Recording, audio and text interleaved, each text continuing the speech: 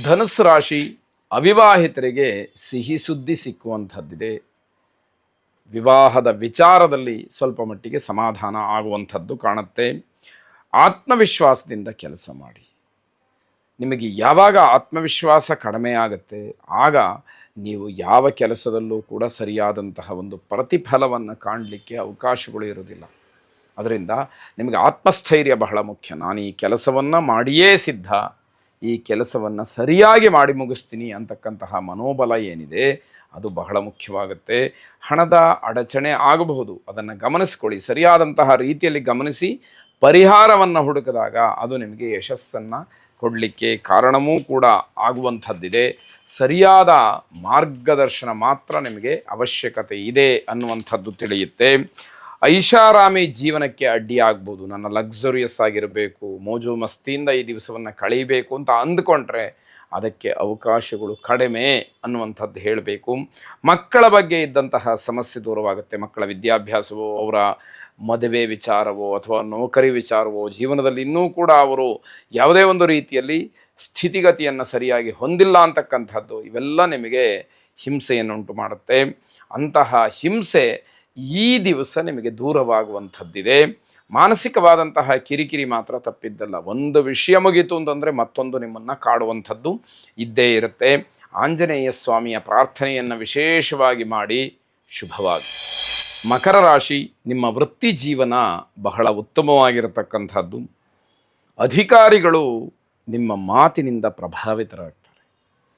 ನೀವು ಆಡ್ತಕ್ಕಂತಹ ಸ್ಫುಟವಾದಂತಹ ಮಾತಿನಿಂದ ಅಧಿಕಾರಿಗಳು ಬೆರಗಾಗ್ತಕ್ಕಂತಹ ಸಾಧ್ಯತೆ ಹೆಚ್ಚಾಗಿರುವಂಥದ್ದು.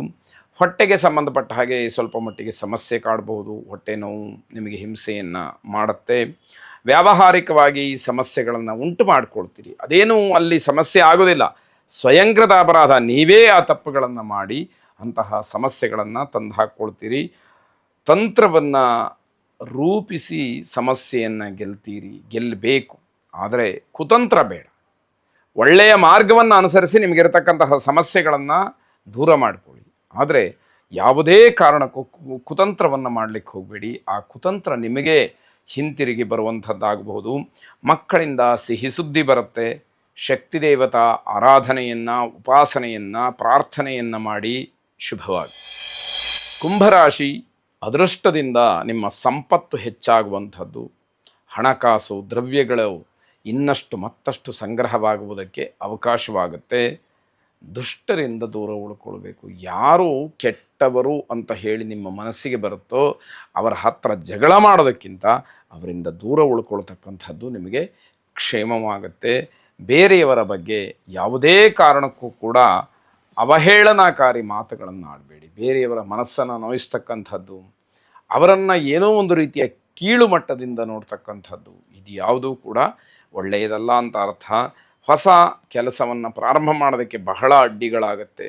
ಇವತ್ತು ಪ್ರಾಯಶಃ ಹೊಸ ಕೆಲಸವನ್ನು ಆರಂಭ ಮಾಡೋದಕ್ಕೆ ಅವಕಾಶಗಳು ಆಗೋದೇ ಇಲ್ಲ ಅಂತ ಹೇಳಬೇಕು. ಸ್ನೇಹಿತರ ಜೊತೆಯಲ್ಲಿ ಉತ್ತಮವಾದಂತಹ ಸಮಯವನ್ನು ಕಳೀತೀರಿ. ಸ್ನೇಹಿತರ ಜೊತೆಯಲ್ಲಿ ಆರಾಮವಾಗಿ ಇರುವಂತಹ ದಿವಸ ಇದು. ಕುಬೇರ ಲಕ್ಷ್ಮಿಯ ಪ್ರಾರ್ಥನೆಯನ್ನು ಮಾಡಿ. ಶುಭವಾಗಿ. ಕೊನೆಯದಾಗಿ ಮೀನರಾಶಿ, ಹೊಸ ಹೂಡಿಕೆಗಳಿಗೆ ಹಣವನ್ನು ವ್ಯಯ ಮಾಡಬಹುದು ಅಥವಾ ಹಣ ಹೂಡಿಕೆಯನ್ನು ಮಾಡಲಿಕ್ಕೆ ಅವಕಾಶ ಇದೆ. ತಾಳ್ಮೆಯಿಂದ ಕಾರ್ಯವನ್ನು ನಿರ್ವಹಿಸಬೇಕು. ಸಿಟ್ಟು ಅನ್ನುವಂಥದ್ದು ಎಲ್ಲ ಕೆಲಸಗಳನ್ನು ಹಾಳು ಮಾಡಿಬಿಡುತ್ತೆ.